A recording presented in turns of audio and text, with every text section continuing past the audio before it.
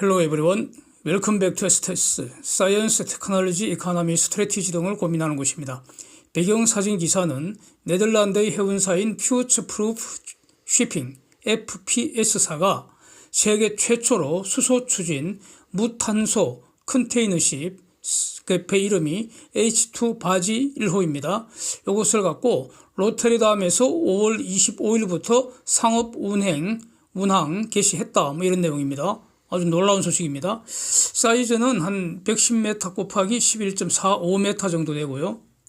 BCTN이 용선을 해서 매주 수차례 로테르담하고 그 BCTN의 그 내륙 터미널 간을 운행한다. 일종의 그 피드 컨테이너십인 것 같습니다. 인랜드 피드 컨테이너십.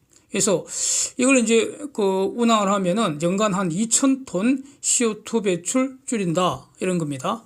이 제목 자체가 매우 놀라워서 추가로 조사를 좀 해봤습니다.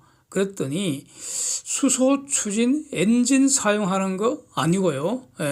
그린 전기로 만든 수소를 땔감으로 해서 수소 연료전지 작동시켜서 해서 모터 돌려서 추진한다. 이런 내용이었습니다. 그래서 별게 아니다 이거죠. 그래서 이런 것은 이전도 제가 여러 영상에서 많이 검토를 했었고요. 그 결론은 경제성은 꽝이다 이겁니다. 기술적으로 가능하나 경제적으로 불가능하다는 겁니다. 그러면은 저 프로젝트에 돈은 누가 부담하는가 이겁니다. 결국 세금으로, 즉 공공자금으로 저거 펀딩했다는 겁니다. 그래서 조사를 더 해봤더니 최소 3군데 이상의 유럽의 공적 자금이 아마 투입돼서 저걸 만든 것 같습니다. 운항을 하는 것 같습니다. 즉 엄밀하게 말하면은 기업이 경제적 동기에서 저런 짓 안 하는 것으로 봐야 할 것 같고 일종의 실험 선박, 프로토타입 프로젝트 아닌가 이렇게 일단 저는 평가를 하겠습니다. 즉 값싼 그린 수소가 충분히 존재한다는 가정하에서 그 수소를 선박 추진용으로 사용하는 방법을 한번 구현을 해보자. 그렇게 할 때, 선박 추진한다, 수소 추진한다 할 때 두 가지 방식이 있는데 일단 기존 가스 추진 엔진에다가 수소를 섞어버려서 즉 메탄과 수소의 혼합가스로 엔진 구동할 수 있습니다. 이렇게 하는 방식이 있고요. 그 다음에는 수소를 가지고 연료전지를 구동을 시켜서 거기서 전력을 얻고 이 전기로 모터 돌려서 추진하는 방식, 이렇게 두 가지 방식이 있다는 겁니다. 그 중에서 연료전지 사용하는 그 방식이다 이런 내용입니다. 그래서 선박은 네덜란드 조선소에서 개조를 한 것이라고 합니다.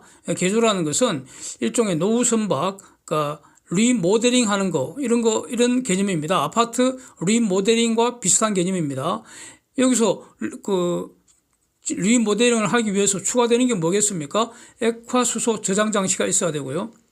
연료전지 있어야 될 것이고, 연료전지. 그 다음에 보조하기 위해서 저장 장치로서 리튬이온 배터리 갖춰야 되고요. 그 다음에 모터 구동 시스템이 있어야 되고요. 그래서 전압은 한 750V짜리 DC 버스바 같은 이런 전원 장치가 별도로 있어야 되고 이런 걸 갖다 붙였다는 겁니다. 그래서 연료전지의 전기 용량은 825kW라 하고요. 리튬이온 배터리 규모는 504kWh짜리 이렇게 갖추었다는 겁니다.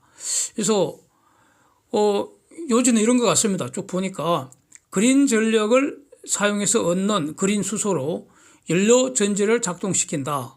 그러면 이제 전기가 나오는데 그 전기로 모터 돌려서 추진하는 그런 컨테이너선인데 이런 아이디어가 기술적으로는 가능한데 경제적으로 불가능하다는 점을 이전에도 여러 번 말씀드렸는데 지금 다시 한번 또 다른 방식으로 간단하게 한번 논증을 해보겠습니다. 일단 가령 말이죠. 태양광이나 풍력 발전으로 한 1000kWh 전력을 생산했다고 합시다.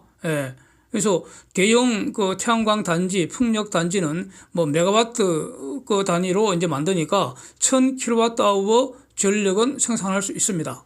그러면 이 전력을 가지고 이제 물을 전기분해해야 하잖아요. 수소가 필요하니까.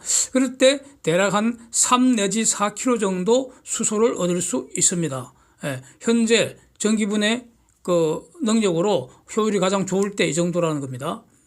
그러면 이제 연료전지 중에서 비교적 효율이 높다고 하는 게 고체 산화물 연료전지 아닙니까? 이게 지금 그 선박용으로는 별로 좋은 그 방식이 아닌데 하여튼 이게 효율이 높다고 하니까 이 SOFC에 수소를 땔감으로 투입하면은 그러면 이제 전기가 나오죠. 나오는 전력이 대략 한 150에서 많아야 280kWh 그 사이라는 겁니다.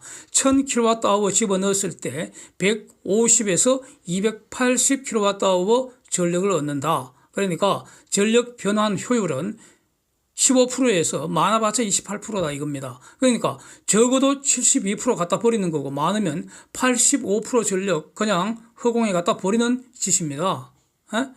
그래서 저 지금 그 SOFC가 그 효율이 높다는 의미는 열이 많이 발생한다는 거거든요. 그래서 전력과 난방용 온수를 동시에 공급하는 이런 열병합 발전용으로 사용한다면은 전체 효율은 좀 더 올라갈 겁니다. 그래서 도시 등의 분산 에너지원이니까 열과 전기를 동시에 얻는다 이런 겁니다. 이런 식으로 사용 가능성은 요거는 변론인데 저는 이런 것도 별로 좋은 방법 아니라고 보는 입장입니다. 그러니까 저는 연료전지는 좋은 기술 아니다. 결국 저거 없어질 기술이다. 저는 그렇게 보고 있습니다. 예, 이전에 이런 영상 올린 게 있습니다. 그래서 선박용 추진 동력으로는 저거 전혀 저런 거 해서는 안 된다. 그래서 저는 그런 입장입니다. 그래서 다른 방안을 찾아야 한다는 겁니다. 삼성중공업 같은 경우에는 이미 한 3년여 전서부터 고체 산화물 그 SOFC 요거 세계 1등인 기업이 블룸 에너지 아닙니까?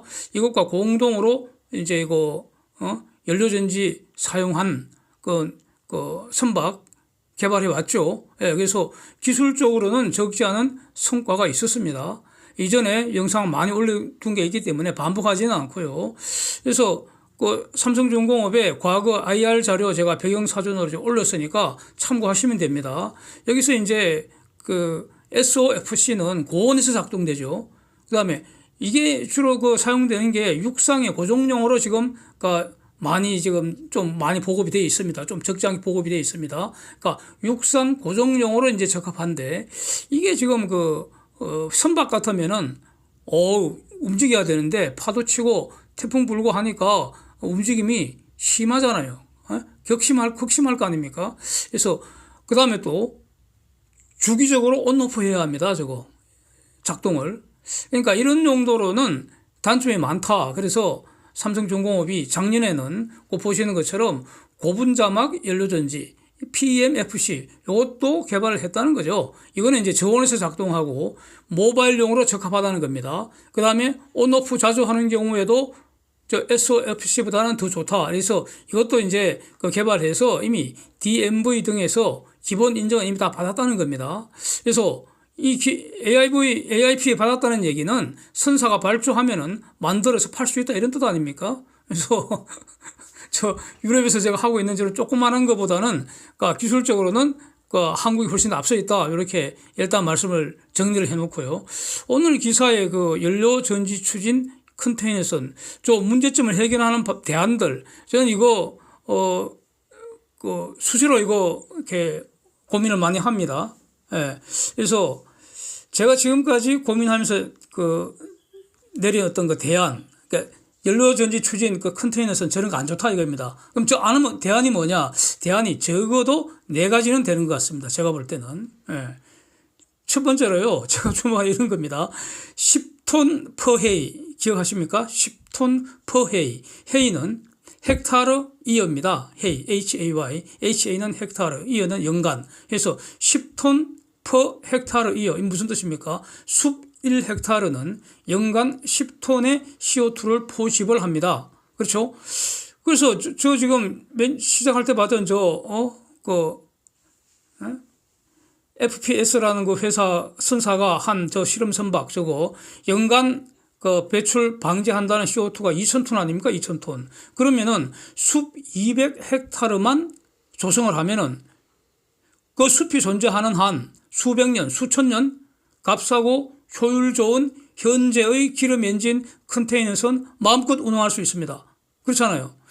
지금 저 정도 규모의 컨테이너선을 현재의 기름 엔진으로 운항을 하면은 연간 한 2,000톤 CO2 뿜어낸다는 거 아닙니까? 그러면 저 회사에서 숲 200헥타르만 조성을 해버리면은 거기서 연간 2,000톤 포집을 하니까 탄소 제로 아닙니까? 탄소 제로. 이게 바로 탄소 제로의 개념이 이런 겁니다. 뿜어내는 것만큼 포집한다. 포집하는 만큼만 뿜어낸다. 이런 개념이잖아요. 그러니까 숲이 있는 한 영원이라는 것은 예수님 다시 오실 때까지 저 기름 엔진 돌릴 수 있다. 이런 거 아닙니까? 예. 1헥타르당 대략 한 2230그루 나무를 심을 수 있습니다. 예. 그러니까 계산 딱 나오죠. 저 정도는 할 수 있습니다. 예. 남산이 한 3분의 2 정도 되는 그런 정도의 면적입니다. 예. 저건 뭐 그렇게 큰 건 아닙니다. 저는 그렇게 봅니다. 두 번째 대안은 수소를 연료로 사용하는 것은 이건 너무나 비쌉니다. 이건 멍청한 짓입니다. 예. 천재들은 이런 짓을 해서는 안 됩니다. 멍청한 것들이나 이런 거 하지. 예. 비싼 수소는요, 더 비싼 제품의 원료로, 그래서 수소를 비싼 상품으로 팔고요. 대신에 가령 LNG 추진으로 선박을 구동을 하되, 그러면은 기름보다는 팍 줄지 않습니까? CO2 배출이. 그 다음에 그 LNG 추진할 때 나오는 배출되는 탄소는 포집하는 게 저 수소 연료전지 추진하는 것보다는 훨씬 싸다는 겁니다. 예. 세 번째, 도시형 분산 에너지원으로 전기와 열을 동시에 공급하는 그런 경우에는 가령 저는 연료전지 써서는 안 된다고 보고요. 4세대 소형 원전인 MSR 같은 거 요거 활용하는 게 현명하지 않겠나 싶습니다. 그러니까 SOFC나 뭐 PEMFC 이런 걸 사용하려면 전제가 뭡니까? 값싼 그린 수소를 대량 공급받을 수 있어야 하는데 그거 불가능합니다.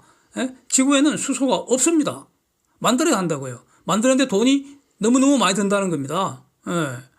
그 다음에 네 번째 대안은 만약에 이거는 이제 아직은 그 실현 가능성은 낮은데 그러나 장래에 무선 전력 송전이 가능하다면은 가령 태양광 발전된 전력을 직접 선박으로 무선 전송할 수 있을 겁니다.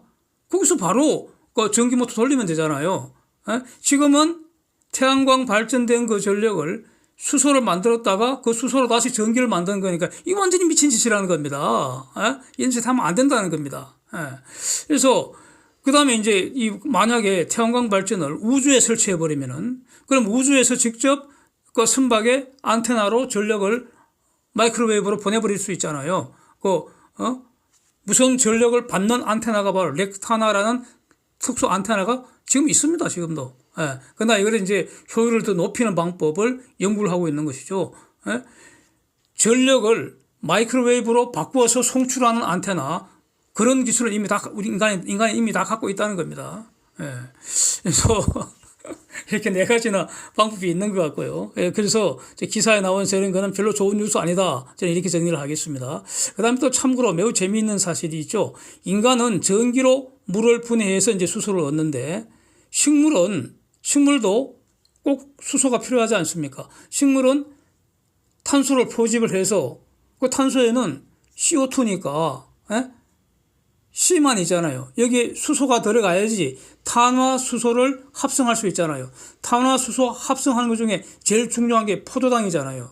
그렇잖아요. 그래서 식물은 포도당을 합성할 때 탄소는 공기 중에 있는 걸 포집을 하고 물을 분해해서 수소를 만드는데 뭘로 분해합니까? 물 분해하는 에너지가 뭡니까? 태양에너지입니다. 태양에너지. 햇빛 받아갖고 햇빛으로 물을 분해해서 그게 광분해죠. 광분해. 그래서 물을 부숴서 수소를 얻는 방법에는 빛으로 부수거나 전기로 부수거나 열로 부수거나 세 가지가 있다는 겁니다. 광분해, 전기분해, 열분해 이런 겁니다.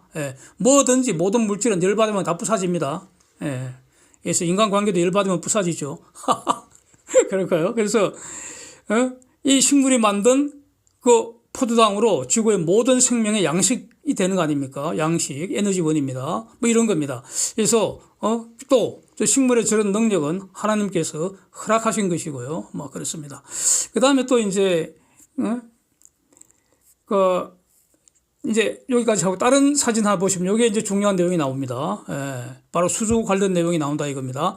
그 사진 보시면은 SOFC라는 쪽이 Solution for Our Climate 뭐 이런 뜻이라고 하고요. 그 다음에 Climate Analytic이라는 곳도 있고요. 저게 단체가 두 개인 것 같습니다. 아마 기후 위기 관련 환경 단체인 것 같습니다. 본부는 베를린에 있는 것 같고요. 이제 저 두 곳에서 5월에 사진과 같은 거는 보고서를 냈는데 저 사진은 그 대우조선 그 사진입니다. 그래서 내용을 언뜻 봤는데 내용이 굉장히 무섭습니다. 황당한 내용입니다. 황당한 내용. 완전히 골자는 이런 겁니다. 한국의 조선업이 앞으로 망할 것 같다 이런 겁니다. 뭔가 하니 지금 원유 운반선이나 LNG 운반선 이런 거 만드는데 왕창 그 설비 투자를 해놨는데 앞으로 그 지구 온난화 방지를 위해서는 화석 연료 사용이 팍팍팍팍 줄어들 것이기 때문에 그래서 특히 지금 저 한국 조선사들은 LNGC 수주 잔량을 잔뜩 받아놓고 있는데 그거 인도할 때쯤 되면은 LNG 사용이 팍 줄어들 거기 때문에 발주사들이 선박 인수를 거부하거나 불능에 빠져서 한국 조선사들도 망할 거다 뭐 이런 취지입니다. 웃기네요. 웃기죠? 과거에 드릴십 재고를 떠안아갖고 부실되었던 그것이 반복될 가능성이 높다 뭐 이런 겁니다. LNGC 재고를 앞으로 많이 떠안게 돼서 배는 다 만들었는데 돈 못 받는다 이거죠. 그래서 조선업 위기 상황 다시 올 것 같다 이런 주장인데 저는 틀렸다고 보고요. 그래서 뭐 이런 주장 반박할 가치도 없다고 보고요. 그래서 반박 안 하겠습니다. 근데 뭐 조선주 관련해서 안티 하시는 분들은 이 보고서 잘 읽어보시고 잘 활용하시면 좋겠습니다. 그래도 외국 단체 그것도 또 뭐 박사 쪼가리도 하나 있는 것 같은데 그거 들고 나와서 이렇게 하면은 좀 먹힐 수도 있잖아요. 저한테는 안 먹힙니다. 근데 이 보고서 다룬 기사 중에서 영양가 있는 내용이 한 개가 있는 것 같습니다. 붉은색 표시한 부분 보시면 토탈 에너지가 추진하는 모잠비크 내륙 그 LNG 프로젝트 있잖아요. 그거 투입될 LNGC 17척 있잖아요. 요게 7월경 발주하려고 지금 한국 조선사들하고 토탈이 막바지 협의 중에 있다 이런 내용이 나옵니다. 그렇죠? 그래서 요게 바로 삼성중공업 8척, 현대사모 9척 그 건입니다. 이전에 영상 몇 번 제가 올린 적이 있습니다. 그래서 지금 삼성중공업이 4월 초에 LNGC 2척 수주 공시한 게 지금 마지막이잖아요. 지금 2달째 수주 굶고 있지 않습니까? 그래서 우리 같은 이 투자자들은 지금 수주 고파서 지금 굶어 죽을 지경인데, 그래서 조만간 쉐보론, 토탈, 미주 이런 데서 LNGC 연거푸 좀 터져주고 델핀 FLNG, 코랄2 FLNG 이런 거 연거푸 터져주기를 학수고대하겠습니다. Thanks for watching. See you next.